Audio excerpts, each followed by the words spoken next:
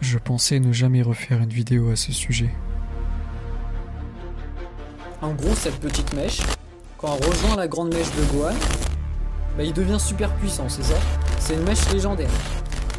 C'est ça la logique maintenant, c'est ça Dragon Ball, selon vous. La grande mèche légendaire de son Gohan.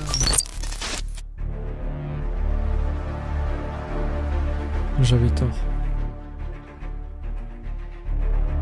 Cette communauté est bien trop débile. Je dois baiser des mères une dernière fois à ce sujet.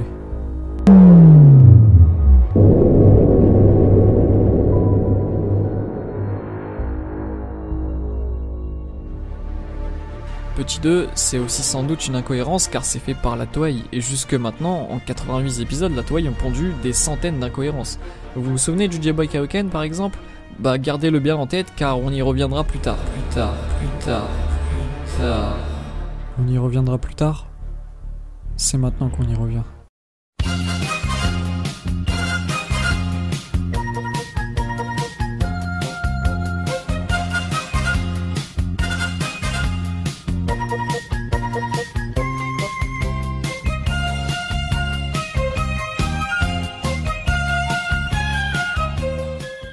Salut à tous, c'est Niki, aujourd'hui on se retrouve pour une toute nouvelle vidéo. Alors comme ça j'avais tort? Que vous êtes naïfs. C'est drôle car les personnes qui me reprochaient de prendre Dragon Ball Super et Battle of Gods comme source prennent aujourd'hui Dragon Ball Super comme source également. Sauf que moi, j'ai toujours pris le côté canon de l'œuvre, non? C'est drôle cette mauvaise foi incohérente. Bah tiens, en parlant d'incohérence, pourquoi ça ne serait pas une incohérence parmi tant d'autres de la Toei? Vous savez quoi? Pendant 2 mois, la Toei Animation va ne produire que des hors-séries pour laisser le temps au manga de le rattraper. Sauf que... c'est pas pour rien qu'ils font ça. Croyez-moi que dans la partie canon de l'œuvre, dans le manga donc, ça ne va pas se passer comme ça. Les explications de la Toei sont floues et contradictoires avec tout ce qui environne Dragon Ball et Dragon Ball Super, voire même avec ce qu'ils font eux-mêmes. Bref, dans cet épisode, 2 choses se contredisent principalement à mon propos. La première est quand Piccolo, durant un flashback, explique à quel point Gohan était arrogant quand il s'est battu contre Boo, et que c'était pour cette raison précise qu'il a perdu son combat, mais on va y revenir. La seconde est que Gohan, entre guillemets, se transforme en, entre guillemets, Gohan Ultime, après avoir dépassé, entre guillemets, le SSJ2. Dépasser le SSJ2.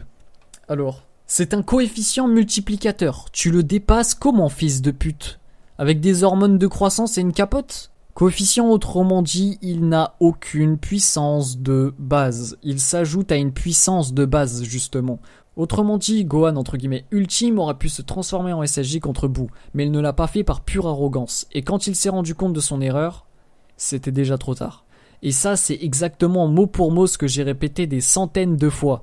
Par ailleurs, souvenez-vous de ce passage dans BFMDB. Il se retrouve face à un feu de camp, et Gohan remercie Piccolo, mais celui-ci lui dit clairement que ce n'est que le début et que son véritable entraînement ne fait que commencer. Ici, on nous dit que malgré que Gohan a libéré son potentiel caché, il peut encore être plus puissant, car son entraînement ne fait que commencer. Et d'ailleurs, ça se confirme dans les prochains synopsis. Goku et Tenshinhan vs Piccolo et Gohan. Bref, c'est bizarrement ce que j'ai toujours dit. Gohan, entre guillemets, ultime est un surnom débile, car il peut encore largement gagner en puissance, ce qui est aujourd'hui officiel. Après, je peux comprendre que ça sème le doute dans votre tête. Mais merde, vous avez toujours pas compris que ce que fait la Toei est quasiment toujours incohérent et non canon, by the way? Mais putain, réfléchissez genre 2 petites secondes, utilisez votre cerveau au moins une fois dans votre putain de vie. Tous les contre-arguments que vous m'avez sortis à l'époque de la vidéo Gohan Ultime Super Saiyan sont aujourd'hui contredits par la Toei eux-mêmes. Vous sentez la douille venir là?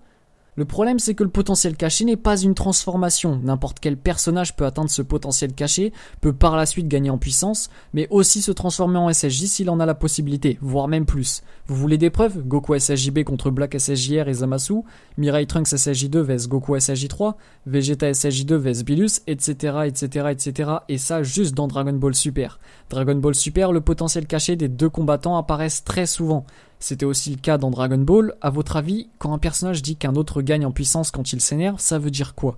C'est le potentiel caché, le même qui s'obtient avec le vieux Kaioshin ou encore le vieux chef Namek. Ajoutez également dans votre crâne, à côté de votre minuscule cerveau, que si c'était réellement une transformation, il y aurait des changements physiques, et il ne pourrait pas tenir la transformation indéfiniment du coup. Or là, c'est totalement ce qui se passe. Vu que c'est pas possible, alors ce n'est pas une transformation.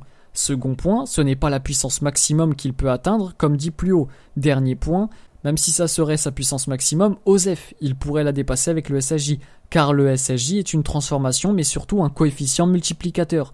Comme dit plus tôt, il n'a pas de chiffre, il s'ajoute, se multiplie. En fait, c'est étrange, parce que vous prenez la Toei comme source, enfin l'anime et donc la Toei, sauf que la Toei contredit ce que vous disiez comme contre-argument à l'époque de ma vidéo Gohan Ultime Super Saiyan. C'est-à-dire que la Toei vous contredit, et vous pensez toujours qu'il y a un Gohan Ultime et qu'il peut pas se transformer en SSJ, malgré que tout le monde vous contredit.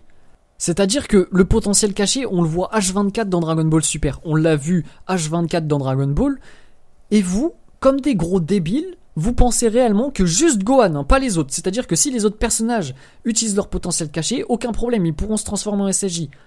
Mais Gohan, non. Pourquoi ? Parce qu'il a une mèche légendaire. Vous êtes débile ou quoi ? Mais putain, mais réfléchissez un peu, c'est pas compliqué pour... Vous avez un cerveau pour réfléchir, utilisez-le, putain de merde, genre c'est incroyable. Mais c'est pas tout, il y a une deuxième partie dans cette vidéo. Maintenant que vous avez les preuves que c'est une incohérence de la Toei, et ou que Gohan peut de toute façon se transformer en SSJ quoi qu'il arrive, incohérence ou non, avec son potentiel caché du coup, on passe à la suite. Pourquoi sur YouTube je vois des types faire des vidéos sur des trucs que je répète depuis maintenant plusieurs années ? Oh là là, Gohan surpasse Goku. Oh là là, Gohan encore plus puissant contre Super Buu. Oh là là, Gohan retrouve sa mèche légendaire. Non, Gohan de retour, ma bite. Mais le pire, c'est pourquoi quand Gohan redevient puissant, tous les lèche-culs sortent de leur grotte. Je me souviens, il y a quelques mois, tout le monde crachait sur Gohan avec des photos de type « J'étais fort avant ». Mais ça, c'était avant. Sur n'importe quel réseau, hein, genre Facebook, Twitter, bref. Osef, Gohan, c'est une grosse merde, hihi, c'est rigolo.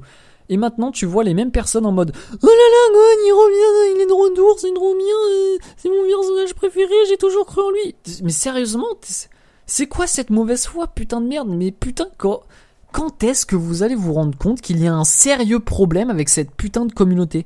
Elle est toxique, elle a une mauvaise foi de dingue, elle déforme les propos des autres, elle déforme ce qui est dit dans l'œuvre originale, elle fait tout pour avoir raison au point de dire que le manga n'est pas canon. True story, c'est quand même assez incroyable de dire que le manga n'est pas canon. Et en dernier point, mais il y en a d'autres, hein, bien sûr, cette communauté cite des sources qui n'ont jamais existé à chaque débat. Exemple, le potentiel caché est une transformation, c'est Akira Toriyama qui l'a dit. Oh bah si c'est Akira Toriyama qui l'a dit, ça va alors. Bref, c'est pas le seul exemple, il y en a encore plein, j'en passe. Vous êtes tous prêts à cracher sur Toriyama et son œuvre parce que vous avez pas de cerveau. C'est incroyable, putain. Bref, je vais m'arrêter là, il y a une masse de choses à dire, mais j'ai pas envie de me casser la tête. Il n'y a pas de débat à avoir sur ce sujet normalement, même avec cette communauté de retards, tu peux pas faire autrement, t'es obligé d'en parler. La mauvaise foi fait tout dans cette communauté, on oublie tout ce qu'a dit Aniki, on garde que ce qui est contradictoire avec ses propos, même quand on les prend hors contexte. On retient juste que peut-être Gohan s'est transformé en ultime, Osef si c'est la 278e incohérence de la Toei sur DBS, Osef si ça va pas se passer comme ça dans le manga, puisque même si j'ai tort, je trouverais le moyen de dire que Toriyama a dit le contraire. Bref, arrête Billy, t'es chiant, c'est relou en fait, de devoir te répondre dans l'espace commentaire car t'as pas de cerveau. T'as oublié de le prendre à la naissance ou quoi, putain mais... Bref, les prochaines vidéos seront mieux écrites et plus intéressantes, alors en attendant, je vous dis ciao tout le monde.